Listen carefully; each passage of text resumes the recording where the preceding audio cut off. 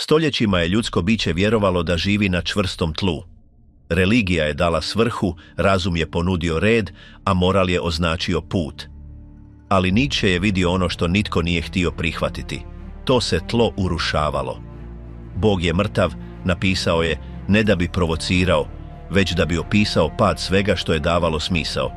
Svijet je nastavio funkcionirati, ali bez vjere, bez središta, bez smjera.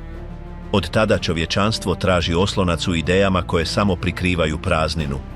Nietzsche nije ponudio utjehu. Uputio je upozorenje. Život zahtijeva gledanje u ponor bez skretanja pogleda. To se upozorenje pretvorilo u najopasniju filozofiju u povijesti. Može li civilizacija preživjeti kada izgubi smisao vlastitog života? Nakon tišine, kada je svijet prestao imati oslonac. Kada Nietzsche izgovori Bog je mrtav, on ne slavi niti provocira. On promatra činjenicu koja se već dogodila. Crkve su i dalje bile otvorene, molitve su se nastavljale, sve te riječi su kružile, ali moć tih struktura bila je iscrpljena. Ljudi su ponavljali drevne geste, iako njihovo značenje više nije pokretalo srce. Svijet je nastavio hodati, ali smjer koji ga je prije vodio izgubio je snagu. Ta se transformacija polako pripremala. Znanost je počela objašnjavati ono što je prije pripadalo misteriju. Razum je zauzeo mjesto vjere. Povijest je prestala biti put prema predviđenom kraju i postala je niz uzroka. Svaki napredak donio je jasnoću, ali je također lišio život njegovog središta. Svemir je postao razumljiv i u isto vrijeme ranjiv. Sve je nastavilo funkcionirati, iako se svrha otapala u jasnoći znanja. Nietzsche promatra ovaj proces preciznošću onoga tko otkriva pukotinu prije urušavanja.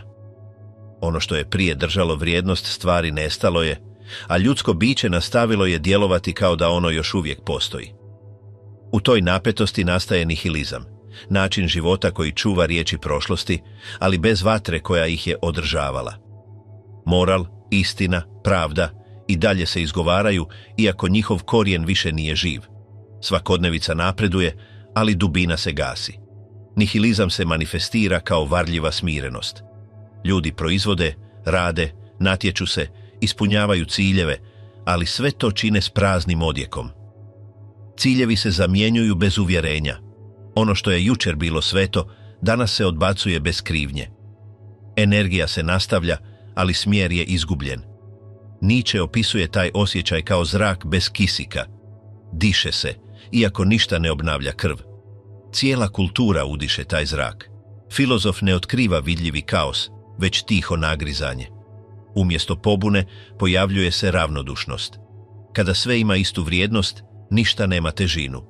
Odluke postaju lake, prosudba se rastapa, život se prilagođava. Ta udobnost ne donosi olakšanje, već otupljenost. Postojanje klizi bez ekstremne boli, ali i bez visine. Civilizacija ostaje stajati, ali s praznim pogledom. U ovoj panorami ljudi traže nove točke oslonca.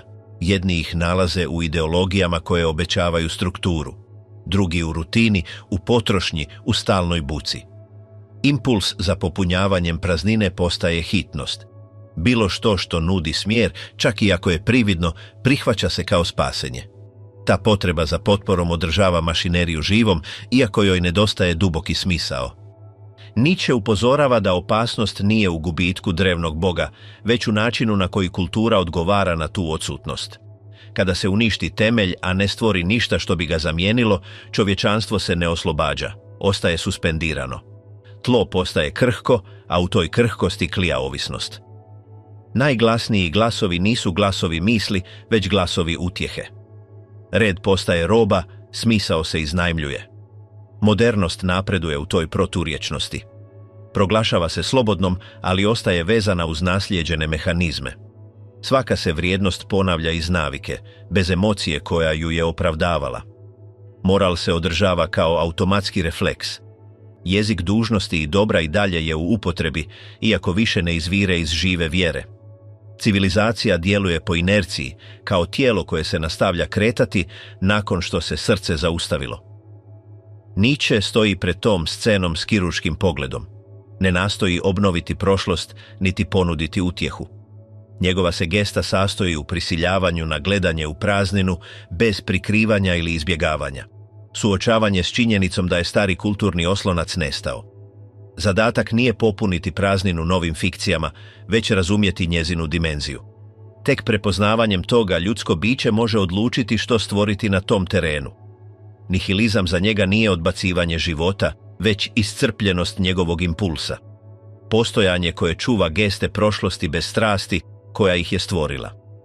Ispunjavanje pravila bez vjerovanja u njih, ponavljanje vrijednosti bez njihovog osjećanja, pokoravanje iz refleksa. To je oblik kulturnog preživljavanja u kojem je duša izgubila gustoću. Epoha koja se boji vrtoglavice i izbjegava rizik, iako time gubi i mogućnost visine.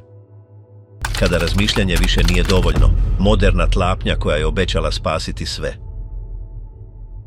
Kada se staro središte srušilo i Bog je prestao zauzimati mjesto koje je stoljećima održavalo kulturu, nije prošlo mnogo vremena prije nego što je nešto pokušalo popuniti tu prazninu. To nije bio novi mit niti nova vjera, bio je to razum. Tiha, sigurna u sebe, uvjerena da može obaviti posao bolje od bilo kojeg drevnog boga. Modernost je uložila sve u tu ideju. Ako više nije bilo viši red koji diktira smisao života, tada je ljudsko biće pomislilo da ga može izgraditi samo. Logikom, znanošću, proračunom. Razum se počeo predstavljati ne kao alat, već kao potpuna zamjena. Kao da je ispravno razmišljanje dovoljno za dobar život. Nietzsche promatra ovaj zaokret bez entuzijazma. Ne vidi ga kao oslobođenje, već kao opasnu zamjenu. Problem nije u korištenju razuma. Problem se javlja kada se od njega traži nešto što on ne može dati. Razum služi za mjerenje, sređivanje, uspoređivanje, objašnjavanje. Ali on ne stvara vrijednosti. Ne govori zašto je nešto važno. Samo govori kako funkcionira. Neko je vrijeme ovo novo središte izgledalo kao da funkcionira. Svijet je postao predvidljiviji, kontrolabilniji. Izgrađeni su sustavi, norme, institucije. Sve se počelo vrtjeti oko korisnog, učinkovitog, funkcionalnog. Pitanje više nije bilo što ima smisao, već što služi. I to je mnoge umirilo. Ali Nietzsche otkriva pukotinu od samog početka. Kada razum postane apsolutni vodič, on prestaje biti alat i postaje kavez. Počinje zahtijevati da sve bude opravdivo, dokazivo, razumno. Ono što se ne uklapa, ostaje vani. Na strast se sumnja. Instinkt se potiskuje. Ono što se ne može objasniti, odbacuje se. U takvoj klimi ljudsko biće ne postaje slobodnije. Postaje uniformnije. Počinje razmišljati, osjećati i djelovati unutar sve užih margina. Razlika smeta. Izuzetno uznemiruje.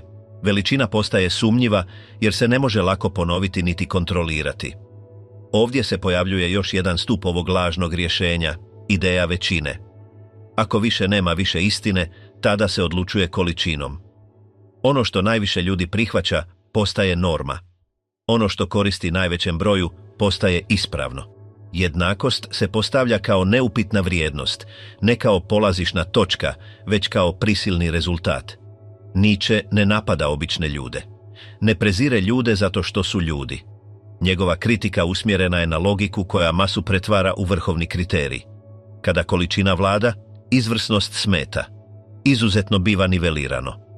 Različito se poravnava. Ne promiče se najbolje, promiče se ono što ne strši previše. Razum primijenjen na ovaj način ne uzdiže ljudsko biće. On ga smješta. Gradi sustave u kojima nitko ne pada prenisko, ali se ni nitko ne može popeti previsoko. Sve postaje upravljivo, predvidljivo, sigurno i duboko osrednje. U ime reda žrtvuju se visine. U ime jednakosti kažnjava se razlika. U ime napretka eliminira se rizik. Život se organizira, ali gubi intenzitet. Postaje ispravan, ali ne i moćan. Nietzsche u ovome vidi veću opasnost od religioznog kaosa prošlosti. Jer ovdje nema vjere koja podržava niti mita koji nadahnjuje. Postoje samo norme, proračuni i konsenzus. Pojedinac više ne sluša Boga, ali niti ne vlada sam sobom. Sluša bezlične sustave koje nitko ne preispituje jer izgledaju razumno. Kada razum postane apsolutan, može opravdati bilo što. On nema vlastiti smjer. Služi i za izgradnju i za pokoravanje. Ne razlikuje stvaranje od dominacije. Samo optimizira. Zato Nietzsche s nepovjerenjem promatra kako ovaj mentalitet može dovesti do krutih struktura, zatvorenih, opsjednutih nametanjem jednog jedinog ispravnog načina života. Ovdje se ne radi o konkretnoj politici, niti o zastavama. Radi se o dubljoj logici. Ideji da se, ako je nešto racionalno, to mora nametnuti. Da je, ako sustav funkcionira, on legitiman. Da je, ako ga većina prihvaća, on istinit. U toj točki razum prestaje oslobađati i počinje drobiti. Postaje autoritet bez lica. Više nema bogova, ali postoje neupitne istine. Više nema svetih dogmi, ali postoje norme koje se ne smiju izazvati bez ostajanja po strani. Nietzsche razumije da ovaj način razmišljanja ne uklanja nihilizam. On njime upravlja, on ga maskira. Život se nastavlja bez dubokog smisla, ali sada je organiziran tako da to nitko ne primijeti previše. Vrijeme se ispunjava obavezama, praznina zabavom, nedostatak svrhe rutinama. Moderno ljudsko biće postaje učinkovito, ali prazno, sposobno objasniti svijet, ali nesposobno potvrditi ga. Zna kako stvari funkcioniraju, ali ne zna zašto ih živjeti. Razum mu daje udobnost, ali ne daje težinu postojanju. Zato Nietzsche inzistira. Niti Bog, niti razum ne mogu ispuniti istu ulogu. Jedan se srušio, drugi nikada nije bio dizajniran da izdrži cijeli život. Vjerovati suprotno znači pasti u elegantnu zamku, dobro osvjetljenu, ali jednako praznu. Modernost nije riješila problem koji je ostavila smrt svetoga. Samo ga je prekrila sustavima. A ti sustavi na kraju proizvode isti učinak. Pripitomljeno ljudsko biće, predvidljivo, integrirano, ali nesposobno stvoriti nešto što prethodno nije bilo odobreno. Moral koja je razboljela ljudsko biće, krivnja, ogorčenost i poslušnost. Nietzsche ne započinje ovaj napad iz teorije niti iz apstraktnog sustava. On promatra konkretno ljudsko biće koje nastaje nakon stoljeća morala. Gleda njegov stav prema životu, njegov odnos prema želji, njegov način prosuđivanja samoga sebe. Ono što nalazi nije snaga, već suzdržanost. Nije afirmacija, već oprez. Ljudski tip koji je naučio nadzirati samoga sebe prije djelovanja i sumnjati u ono što izvire spontano. Ovaj moral ne rađa se iz punih, sigurnih ili kreativnih pojedinaca. Nastaje iz suprotnog iskustva. Pojavljuje se kod onih koji se nisu mogli nametnuti u stvarnom svijetu, kod onih koji se nisu uspjeli afirmirati kroz životnu snagu, stvaranje ili izravno djelovanje. Od tuda se gradi drugi put. Umjesto natjecanja prosuđuje se. Umjesto rasta redefinira se vrijednost. Umjesto transformacije vlastitog stanja transformira se značenje onoga što je dobro i što je loše. Ogorčenost zauzima središnje mjesto u ovom procesu. Ne manifestira se kao otvoreni bijes niti kao izravno nasilje, akumulira se polako. Promatra snažnog, sigurnog, onoga koji se prirodno kreće u životu. Nesposoban da ga dosegne, pretvara ga u krivca. Ono što ne može živjeti, postaje sumnjivo. Snaga se pretvara u opasnost, vitalnost u prijetnju, razlika u nešto moralno neispravno. S vremenom se ova inverzija vrijednosti učvršćuje. Slabost se počinje predstavljati kao vrlina, odricanje kao moralna superiornost, poslušnost kao znak plemenitosti. Patnja prestaje biti nešto što se želi nadvladati i postaje nešto što se glorificira. Moral ne uklanja bol, on je legitimira. Daje joj smisao koji omogućuje da se podnese bez transformacije. Tijelo je jedan od prvih teritorija osvojenih ovim sustavom. Tijelo osjeća prije nego što misli. Želi bez traženja razloga. Reagira bez savjetovanja s normama. Zato postaje neugodno. Nadzire ga se, disciplinira, opterećuje krivnjom. Tijelo prestaje biti saveznik i postaje izvor iskušenja koji treba kontrolirati. Instinkt više ne vodi, on ometa. Ovaj proces ne treba vanjsko nasilje. Funkcionira iznutra. Pojedinac uči gledati sebe sa sumnjom.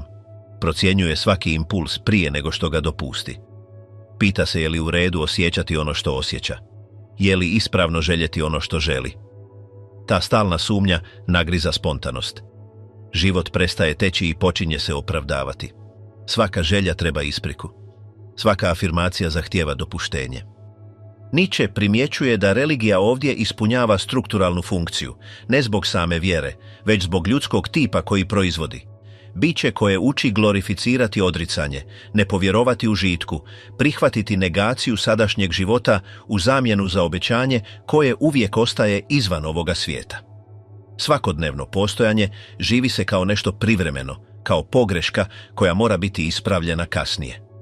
Moral postaje učinkovit jer se predstavlja kao nešto uzvišeno. Ne nameće se kao kazna, unutrašnjost ga prihvaća kao savjest. Pojedinac više ne treba biti nadziran izvana. Nadzire se sam, optužuje se prije nego što bude optužen. Zaustavlja se prije nego što bude zaustavljen. Poslušnost postaje automatska. Pripitomljavanje se više ne percipira kao nametanje, već kao osobni izbor. Ovaj sustav treba stalne neprijatelje da bi se održao. Zato ukazuje na želju, ponos, instinkt, tijelo.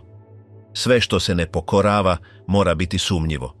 Sve što afirmira život bez traženja dopuštenja mora biti obuzdano.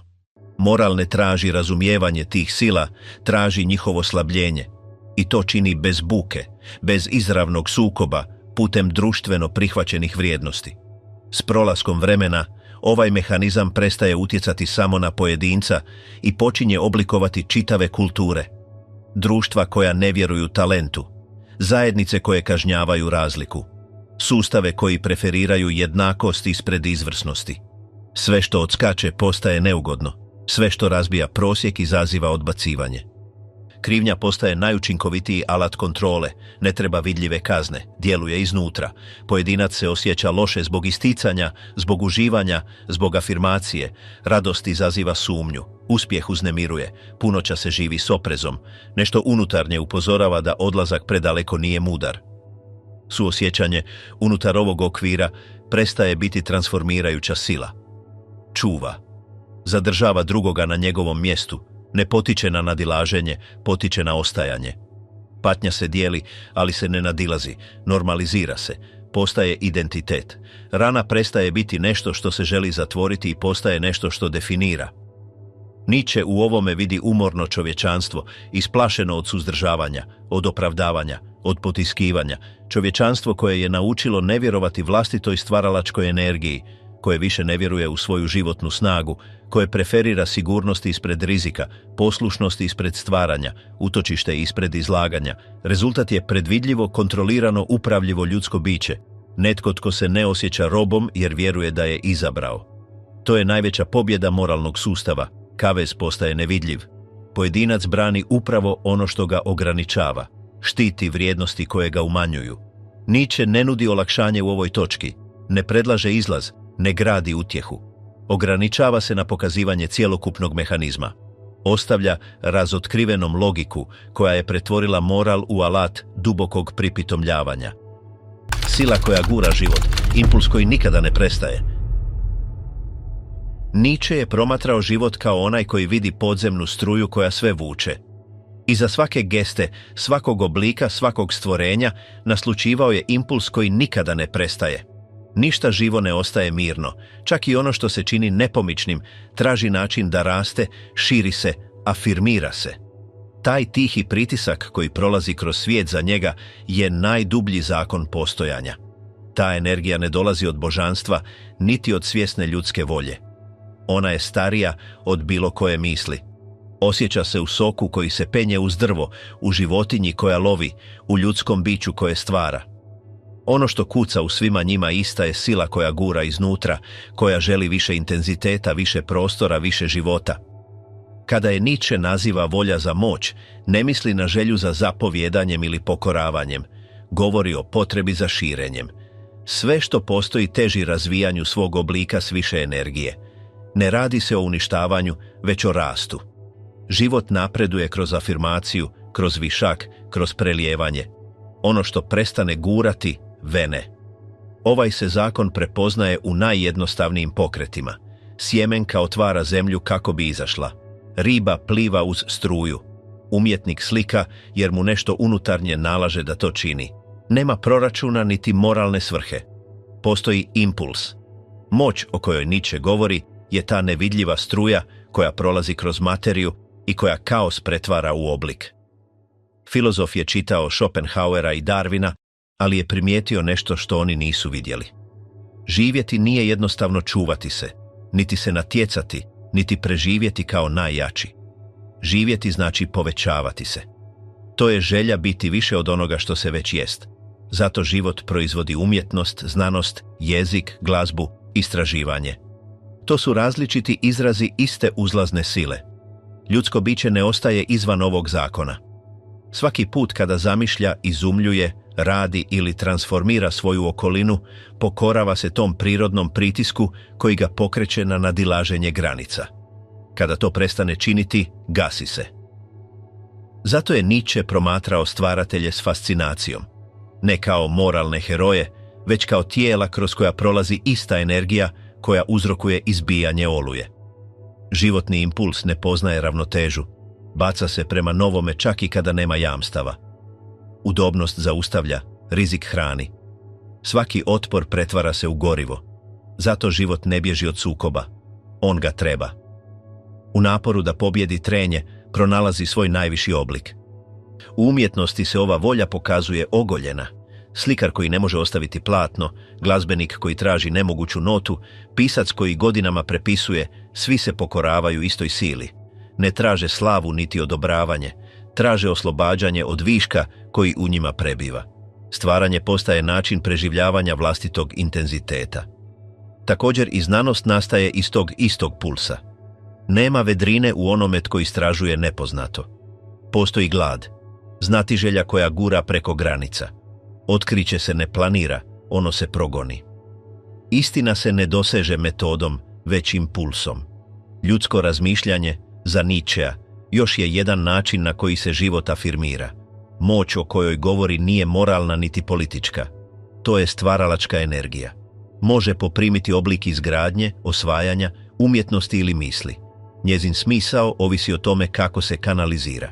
Kod jednih se pretvara u kreativnost, kod drugih u dominaciju. Ali motor je isti. Potreba za širenjem vlastite snage. Kada se ta struja blokira, rezultat je dekadencija.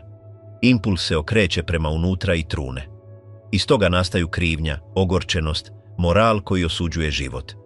Potisnuta moć ne nestaje, ona se truje. Duh koji ne stvara, počinje suditi. Ono što je prije gradilo, počinje negirati. Zdrav život, naprotiv, troši energiju bez straha. Baca se. Zna da rast boli, da svaki napredak zahtijeva trošenje. Ali također razumije da bol ne uništava, ona oblikuje. Ništa vrijedno ne rađa se iz mirovanja. Pokret stvara oblik, tišina, raspadanje. Nietzsche je vidio prirodu kao školu tog neprestanog guranja. U suncu koje peče bez svrhe, u moru koje udara bez odmora, u planini koja se uzdiže bez razloga. Tamo je bila savršena metafora njegove misli. Postojanje kao čista ekspanzija. Nema nametnutog smisla, samo sila da se bude više. Svako biće utjelovljuje taj zakon na svoj način. Kod jednih se pojavljuje kao stvaranje, kod drugih kao borba, kod trećih kao znatiželja. Oblik varira, energija je ista. Tko je razumije, prestaje tražiti utjehu i počinje živjeti s intenzitetom. Razumije da život ne treba opravdanje, samo prostor za razvijanje.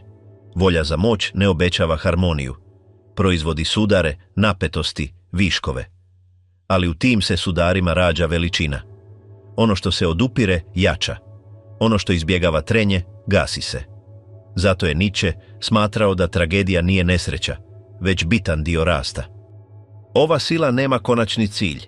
Svako nadilaženje otvara drugo. Nema dolaska, samo transformacije.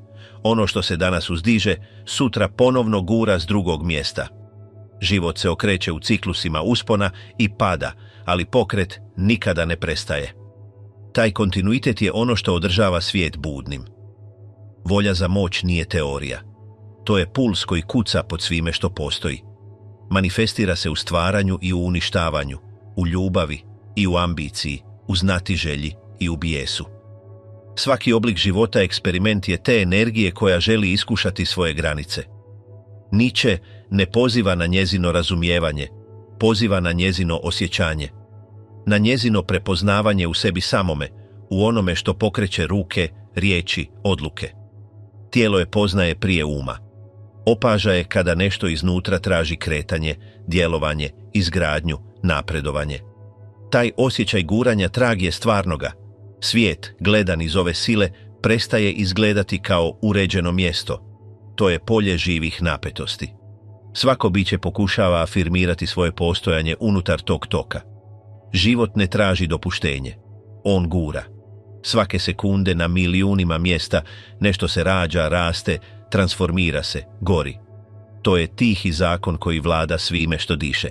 Nema moral, nema svrhu, nema kraj. Samo pokret. Nietzsche je naziva volja za moć, jer je to najbliže ime koje je pronašao kako bi opisao neukrotivo. Silu koja drži svemir i koja se u ljudskom biću može pretvoriti u umjetnost, u misao ili u sudbinu. Nastanak Übermenscha, figura koja lomi poznati svijet. Svijet je ostao bez smjera. Stari izvjesnosti su se otapale, ali nešto novo počelo se micati ispod površine. Nietzsche promatra to uzbuđenje kao onaj koji sluša podrhtavanje prije eksplozije.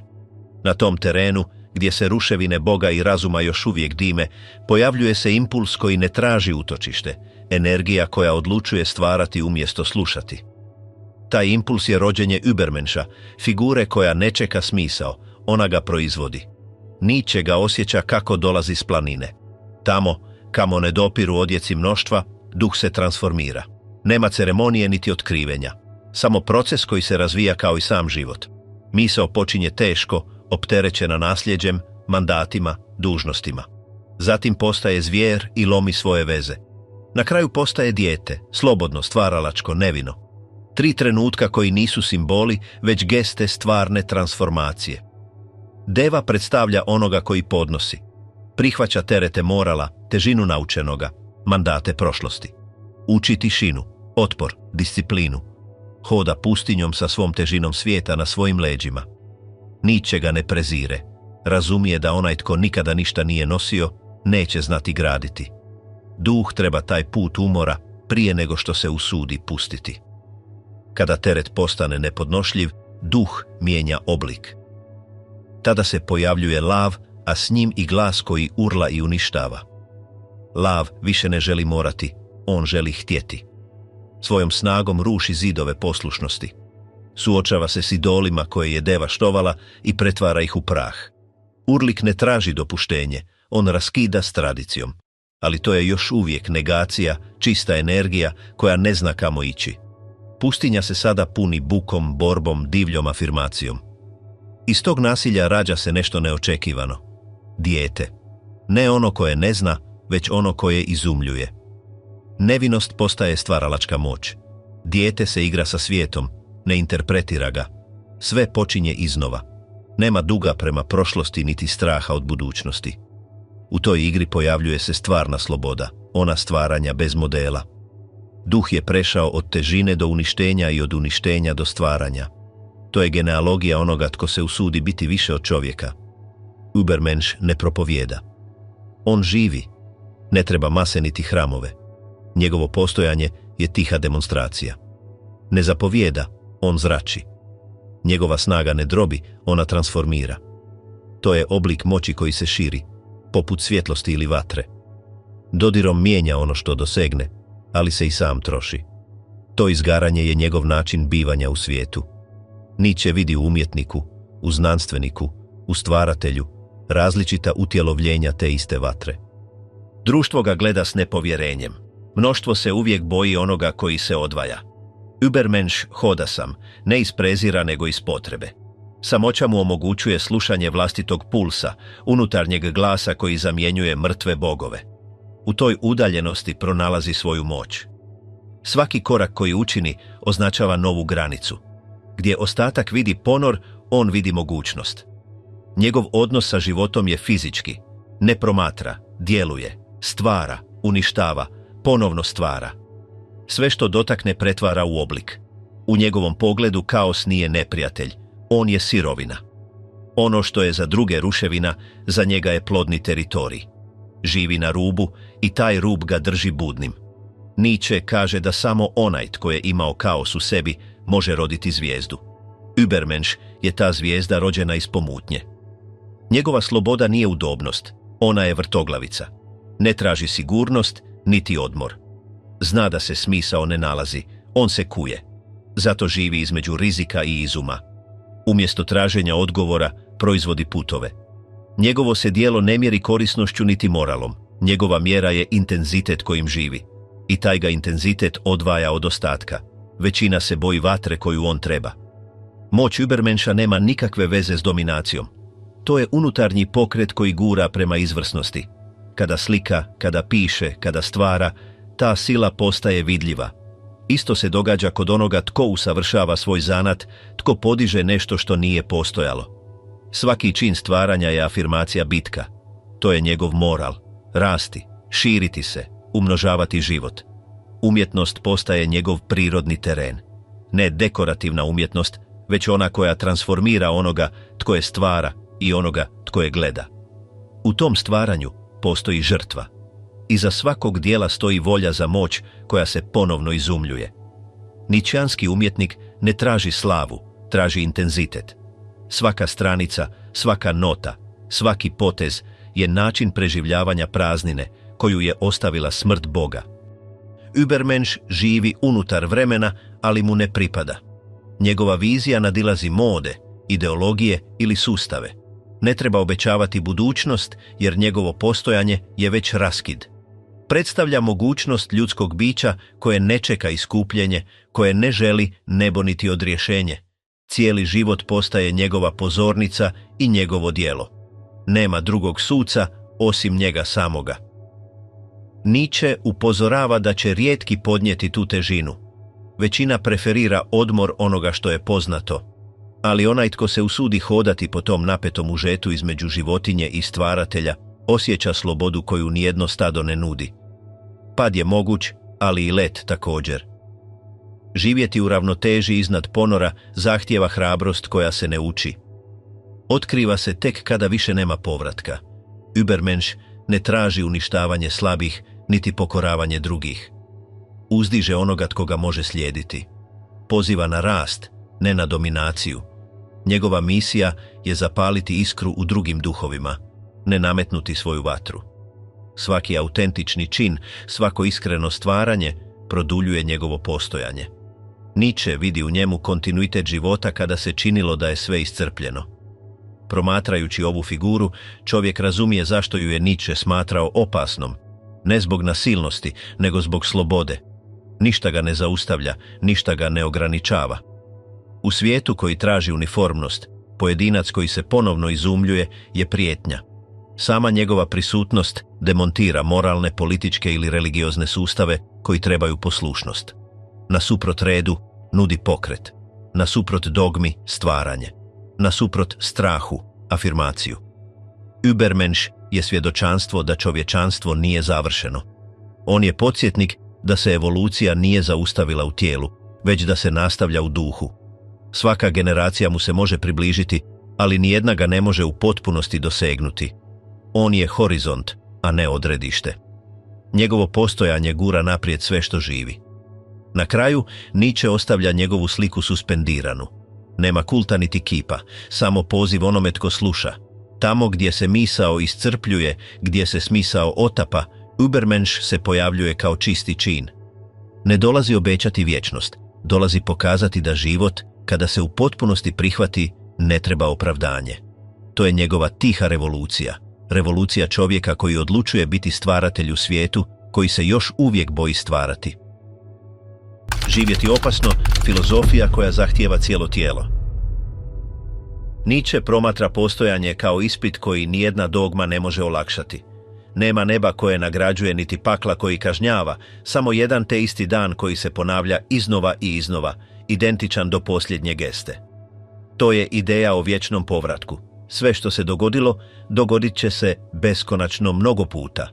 Svaki trenutak koji ljudsko biće proživi osuđen je na ponavljanje bez kraja. Ta vizija ne teži tješenju, već mjerenju težine života.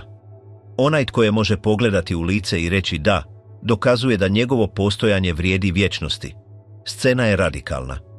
Zamisli misao koja se predstavlja kao demon usred noći i šapuće. Ovo što sada živiš, sa svakom radošću i svakom ranom, dogodit će se ponovno, 1 i 1000 puta. Ta rečenica dijeli duh. Neki tonu u užas, drugi osjećaju vrtoglavicu afirmacije. Vječni povratak nije vjerovanje, to je ogledalo.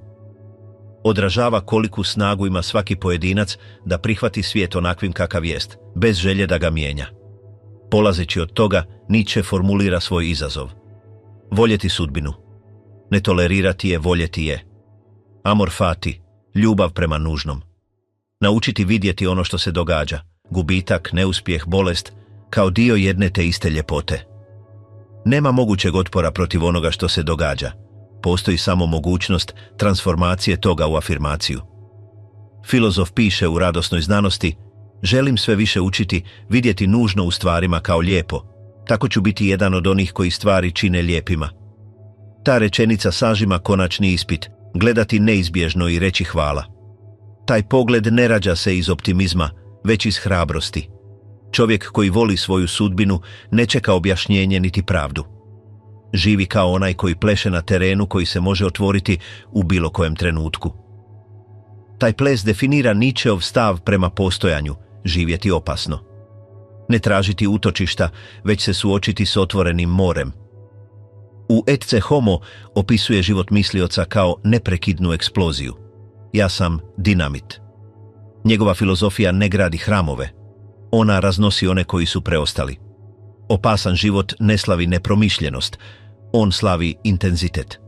Znači, gurati iskustvo do njegovih granica, bez moralne anestezije ili straha od boli. Postojanje postaje polje ispitivanja gdje svaki trenutak zahtijeva odluku. Onaj tko oklijeva, tone. Onaj tko afirmira, uzdiže se. Nietzsche vidi u toj borbi mjeru unutarnje snage. Onaj tko može reći da vječnom povratku ne treba religiju niti spasenje. On je već dosegnuo najviši oblik afirmacije. Amor fati pretvara nesreću u materijal umjetnosti. Nema jadikovanja u snažnom duhu, postoji kompozicija. Svaki gubitak postaje ritam, svaki udarac, boja. Ničkeanski stvaratelj ne bježi od patnje, koristi je kao dljeto. Tragedija ga ne uništava, ona ga oštri. Zato filozof uspoređuje postojanje s estetskim dijelom. Umjetnik ne briše bol, on je uređuje unutar oblika koji je nadilazi. Prihvaćanje nije rezignacija, to je stil. Taj stil zahtijeva zdravlje, ali ne ono koje izbjegava rizik, već ono koje ga pretvara u snagu. Nietzsche ga naziva veliko zdravlje, vitalnost sposobna zadržati tragično bez raspadanja. Bolest, iscrpljenost, izolacija dio su laboratorija u kojem se to zdravlje kuje. U toj kovačnici tijelo i misao se miješaju. Nema odvajanja između osjećanja i razmišljanja. Ideja se rađa iz mišića, volja iz pulsa. Svaka afirmacija plaća se stvarnom krvlju. Zato njegova filozofija nije za svakoga. Većina treba utjehu, obećanje, zajednicu. Treba vjerovati da bol ima smisao. Nietzsche promatra tu potrebu sa suosjećanjem, ali i s distancom. Zna da samo rijetki podnose težinu vječnog povratka bez urušavanja. To su oni koji mogu živjeti bez oprosta i nade, oni koji vole svijet čak i kada se raspada. Tim rijetkima govori Zaratustra kada kaže: ja vas učim na čovjeku. Čovjek je nešto što treba biti nadvladano. Ispit je prividno jednostavan, a u praksi gotovo nemoguć. Zamisliti da će se sve što je čovjek proživio, čak i ono najponižavajuće, vječno vraćati. Ako pri toj misli čovjek drhti, još uvijek nije naučio živjeti. Ako se pri toj misli smiješi, dosegnuo je potpunu afirmaciju. Nietzsche ne traži da svi prođu taj ispit, upozorava da bi svijet ostao u ravnoteži ako ga samo rijetki podnesu. Ostatak treba zidove, pravila, vjerovanja. Slobodan duh ne. U Ecce Homo piše sa smirenošću onoga tko je to već razumio. Misao o vječnom povratku označava najviši oblik afirmacije koji se može zamisliti. Ne radi se o prihvaćanju sudbine, već o željenju nje. Željeti da se sve vrati, čak i patnja. Željeti da se život u svojoj cjelovitosti ponovi. To sveto ludilo odvaja onoga tko preživljava od onoga tko živi. Onaj tko preživljava čeka kraj. Onaj tko živi rekreira ga svaki dan. Taj stav ima cijenu. Živjeti opasno podrazumijeva samoću, nerazumijevanje, ponekad uništenje. Nietzsche to zna. Njegovo tijelo puca dok njegova misao doseže svoju najsvjetliju točku. Ali ta krhkost ne proturječi njegovoj poruci, ona je potvrđuje. Koji podnosi kaos ne treba spasitelje. Svaki otkucaj srca postaje svjedočanstvo. Svaki trenutak vječnost. Vječni povratak pretvara postojanje u neprekidno suđenje. Nema suda izvan vremena. Sudac je sam trenutak. Ono što čovjek čini, misli ili osjeća, ponavlja se bez prestanka. Svaka odluka teži kao da je već osuđena biti vječna. Iz toga proizlazi najtvrđa etika koja se ikada mogla zamisliti. Djelovati tako da čovjek želi sve ponoviti. Onaj tko uspije tako živjeti ne treba religiju. Dovoljan mu je intenzitet vlastite afirmacije. Život tada postaje eksperiment. Svaki dan mjeri moć duha da voli svoju sudbinu. Svaki neuspjeh otkriva je li duša i dalje spremna reći da. Nietzsche naziva to stanje velika afirmacija, vatra koja gori čak i u porazu. Slabi se štite teorijama, snažni stvaranjem. Gdje jedni traže utjehu, drugi traže oblik. Tamo gdje većina traži iskupljenje, filozof piše: želim da se sve vrati. To je krik onoga tko se više ne boji vremena. Nietzscheova filozofija ne nudi se kao lijek. Ona je dinamit usmjeren protiv svake iluzije o spasenju. Mislilac se prepoznaje kao tvorac potresa. Svaka njegova riječ destabilizira ono što se činilo čvrstim. Ali on ne uništava iz užitka, otvara prostor, želi vidjeti što ostaje stajati kada se sve sruši. Ono što se odupre eksploziji, bit će ono uistinu živo. U tom scenariju, ljudsko biće koje se usudi živjeti, bez utjehe postaje stvaratelj. Ne zato što vlada svijetom, već zato što ga drži. Prihvatiti vječni povratak znači prihvatiti beskonačnost napora. Znači, buditi se svaki dan kao da sve počinje iznova, s istim intenzitetom, s istom voljom za oblikom. Nema odmora u toj viziji, ali ima punoće. Nietzsche ne ostavlja poruku mira, ostavlja izazov. Njegov glas ne smiruje, on potresa. Poziva na gledanje života bez velova, na ples po rubu ponora. Na kraju, misao postaje plamen. Živjeti opasno jedini je način iskazivanja počasti postojanju. Sve ostalo je bijeg. To je posljednja slika njegove filozofije. Čovjek koji se smiješi pred neizbježnim i kaže s žestokom zahvalnošću: da.